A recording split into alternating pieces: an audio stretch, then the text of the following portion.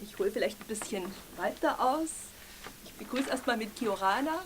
Ikiamanuia Katoatoa, das war ein Gruß aus der Südsee, da habe ich 10 Jahre gelebt. Und also ich inspiriere mich sehr von anderen Ländern und Sprachen, genauso wie ich heute nach Sibirien reise oder in den Indischen Ozean und dort die Leute hören wollen, wie es in Luxemburg zugeht. Ich finde es immer gut, ein bisschen einen Schritt zurückzugehen und zu gucken, was im Land vorgeht.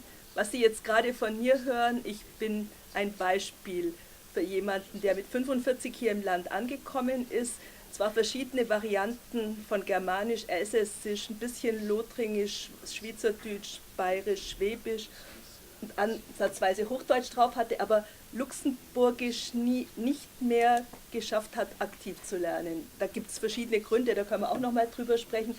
Ich verstehe praktisch alles. Es kann manchmal sein, wenn es wirklich in der Familie ist und Späße sind und Wortspiele, da entgeht mir vielleicht auch was. Und deswegen sehe ich sehr schmerzhaft, dass es nicht nur reicht, die Sprache zu verstehen. Es wäre, also gerade in Arbeitssituationen kann man manchmal Spannung abbauen oder so, wenn man es auch auf Luxemburgisch aktiv sprechen könnte. Aber es ist schon besser, das mal zu verstehen.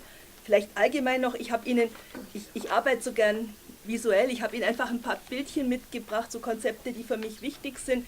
Rechts ist die Ethnolinguistik weltweit, eben how I think it is and how it really is, die Welt entweder mit Grenzen oder eben, dass wir sehr wohl verstehen, was wir hier machen oder in den USA oder im Indischen Ozean oder in Sibirien betrifft auch alle anderen Bewohner der Welt und ich denke, das wird immer aktueller und hat eben auch mit Sprache zu tun und kultureller Vielfalt. Dann eben ein Ort, der mich ganz stark inspiriert, ist La Réunion im Indischen Ozean. Die haben allerdings eine Geschichte, dass vor 400 Jahren dort niemand auf dieser Insel gelebt hat und dass nach und nach Leute aus verschiedenen Kulturen kamen und dass die es geschafft haben, sowohl religiös als auch sprachlich und kulturell eine Gesellschaft zu schaffen, wo wirklich alle Elemente gleich valorisiert werden. Das ist vielleicht auch ein Mythos und ein Traum. Das kann in Europa nicht so existieren, weil wir eben genau wissen, dass wir schon Hunderte und Tausende von Jahren auf bestimmten Ländern sitzen. Aber mich hat es zum Beispiel, ich bin Deutsche, aber ich habe nachgedacht, dass meine Vorfahren genau vor 100 Jahren aus Polen kamen, dass ich mir also auch nicht anmaßen kann, dass ich jetzt unbedingt sage, dass ein bestimmter Ort in Deutschland mir gehört. Also so Reisen in der Welt zeigt auch wieder, wie relativ unser Bezug auch ist zu Raum. Und das letzte Bild vielleicht unten, das habe ich in meinem Büro hängen, das ist eine Tapisserie aus Indien. Mein Onkel ist Inder und ich habe also ziemlichen Kontakt zur indischen Kultur. Das ist eine Stickerei mit, es sind 14 Vögel, die die Regionalsprachen ausdrücken und die sagen, wir verstehen uns nicht untereinander. Die Vögel sitzen auf demselben Baum, wir teilen das Land und der gelb-rote Vogel in der Mitte ist der soll die Zuneigung zu den anderen ausdrücken und den Willen, sich mit den anderen zu verständigen. Das ist, finde ich, ein schönes Symbol. Wir wissen auch, dass in Indien auch nicht alles ideal ist, aber das ist was mich auch täglich in meiner Arbeit wieder inspiriert, dass man irgendwie guckt, jeder kriegt auf seinem Zweig einen Platz und kann rote, gelbe, grüne Federn haben und wird von den anderen akzeptiert. Der Vogel oben rechts, der so reinfliegt, hat der Künstler mir gesagt, das ist Englisch als Lingua Franca, der dann aber etwas farblos auch die anderen verbindet. Und also ich finde es einfach spannend, dass wir ganz viele verschiedene Länder uns angucken und ich darf mir jetzt als Nicht-Luxemburgerin nicht anmaßen, Ihnen einen Rat zu geben. Das ist häufig so wie beim Schönheitswettbewerb, dass die schönsten Leute im Raum sitzen und da denke ich, dass wahrscheinlich genauso viel Wissen im Raum sitzt als hier auf der Bühne. Aber also, man kann einfach Szenarien durchspielen oder ich kann sagen, wenn ich so mache, kann wahrscheinlich das so und so passieren. Und das versuche ich auch, das ist die andere Seite. Also ich bin ganz aktiv in der Lehrerausbildung. Ich war 8 Jahre lang in der FOPED, das waren die Sekundarschullehrer und seit 11 Jahren bin ich im Bachelor en Sciences de l'Éducation, wo wir also sowohl die Erzieher für die Spielschule und halt jetzt alle für Cycle 1 bis 3 ausbilden, Primarschule.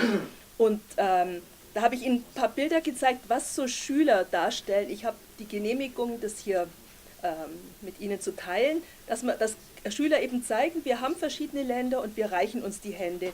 Oder das Bild drunter, dass einer zeigt, wie bei ihm die Sprachen im Hirn aufmarschieren. das ist einer, der mit Luxemburgisch anfängt, dann Deutsch, dann Französisch und dann Englisch, das ist so der klassische Kanon. Und das sage ich häufig meinen Lehrern, die Erfolgsgeschichte hatten in der Schule, die hatten diese Abfolge, dass aber heute über 50% ihrer Schüler, die in den Klassen sind, die Sprachen anders verteilt haben. Da gibt es zum Beispiel den links, der hat zwar auch noch Luxemburgisch, Englisch und Deutsch nah am Herzen und unten ist so ein schwarzer Fleck am Fuß, das ist Französisch, das ist der blaue Fleck, der sehr schmerzhaft ist. Aber das ist interessant, also wenn ich mit meinen Studenten arbeite und wir arbeiten in verschiedenen Sprachen, dann, wenn ich sowas von ihnen weiß, dann kann ich auch gucken, wie ich da eine Brücke baue, zum Beispiel zum Französischen und sage, vielleicht können wir trotzdem den Text mit einbeziehen, auch wenn deine Emotion jetzt da nicht so positiv ist. Oder rechts, die finde ich auch sehr schön, das war eine, die hat gesagt, ich bin sowohl Portugiesin als auch Luxemburgerin und in meiner Haut sieht man das, ich habe die beiden Flaggen auf meiner Haut. Und das sehe ich häufig, wenn ich mit den Leuten rede, dass man sagt, die ausländischen Kinder, aber dass die ausländischen Kinder, die wir als solche bezeichnen, mit 3 oder 4, dass ich die später vielleicht in der Lehrerausbildung habe und dass die sich sehr wohl als Luxemburger fühlen, dass man also auch den Leuten die Möglichkeit gibt, wenn sie sich wirklich im Land engagieren und eben sich auch für die Sprache einsetzen, dass sie auch einen Platz kriegen. Das von dir, wie du sagst, wir und ihr. In den Südseesprachen gibt es ein Wir mit dir und ein Wir ohne dich. Und das wäre interessant zu gucken, zum Beispiel in Studentenarbeiten, welches Wir die verwenden, wenn sie über Kinder sprechen mit Migrationshintergrund. Und das Letzte, das ist so ein Instrument, das wir verwenden, also auch gerade Lehrer, wenn sie frisch in die Klasse kommen, welche Sprachen sprechen meine Schüler, dann malen sie Bereiche beim Einkaufen mit der Großmutter, beim Schwimmen, beim Schlafen, wie lese ich am liebsten, wie spreche ich mit dem Lehrer im Klassenzimmer, außerhalb vom Klassenzimmer, und da kann man sehen, was da für ein reiches Repertoire da ist. Dann aber auch wieder, das habe ich mir auch gedacht, ich habe letzte Woche eine Prüfung gestellt, da habe ich einen Text vom Ministerium genommen auf Französisch und habe es die Leute in der Sprache ihrer Wahl durchdiskutieren lassen, und da habe ich gemerkt, da gab es Wörter wie zum Beispiel entraver und promouvoir, da hatten manche schon ihre Schwierigkeiten, also dass man wirklich gucken muss bei einem Text, der in wunderschönem Französisch geschrieben ist, einem Rechtstext oder einem Text im Ministerium, dass man da vielleicht Hilfestellung anbieten kann. Vielleicht ganz kurz zum Abschluss an konkreten Beispielen. Eine Doktorandin von mir arbeitet über Flüchtlinge in Luxemburg, und da ist ein ganz großer Punkt, wenn die Leute ankommen, die konnten sich nicht vorbereiten wie andere Migranten, die in Ruhe was lesen konnten oder so.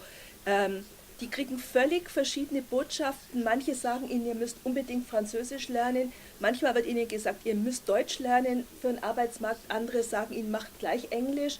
Dann haben sie kleine Kinder, zu denen sagt man auf jeden Fall Luxemburgisch. Das heißt, dass manchmal 3, 4 Mitglieder von der Familie andere Sprachenwege angeboten bekommen. Und das ist schon etwas, wo man drüber nachdenken muss, weil das kann kompliziert werden für die Familie.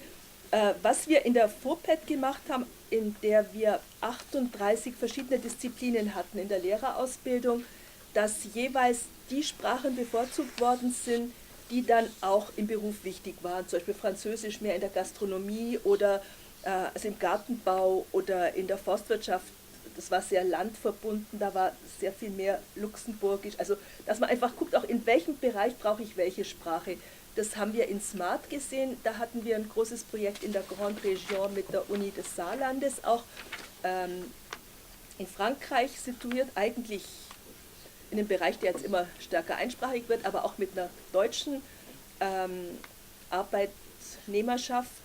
Und dort haben Leute nicht durch Sprachkurse, nicht durch offizielle Sprachkurse, aber durch den Wunsch, gemeinsam zu arbeiten und ein Auto zu bauen, haben die Sprache des anderen gelernt. Und also so stelle ich mir vor, dass meine Idee auch der Sprachökologie, wenn es notwendig wird, eine Sprache zu lernen, dann wird es stattfinden. Und also ich hätte mir für mich persönlich manchmal mehr gewünscht, dass man mich auch mehr zwingt, ja, die Sprache zu sprechen. Es ist natürlich, ich habe die Kassiererin im Kaktus beneidet, die aus Thionville war, die hat mir gesagt, mit 10 Sätzen kann ich die Hälfte meiner Redeakte durchführen, und das kann man halt an der Uni im Unterricht oder so schlecht. Und da fällt es einem als Professor dann auch schwer, dass man selber nicht so gut spricht wie die Leute, die man gegenüber hat. Aber genau dieses Problem haben unsere Lehrer auch, dass eben Sprachen in ihrem Klassenzimmer erklingen, die sie nicht so gut kennen wie ihre Schüler.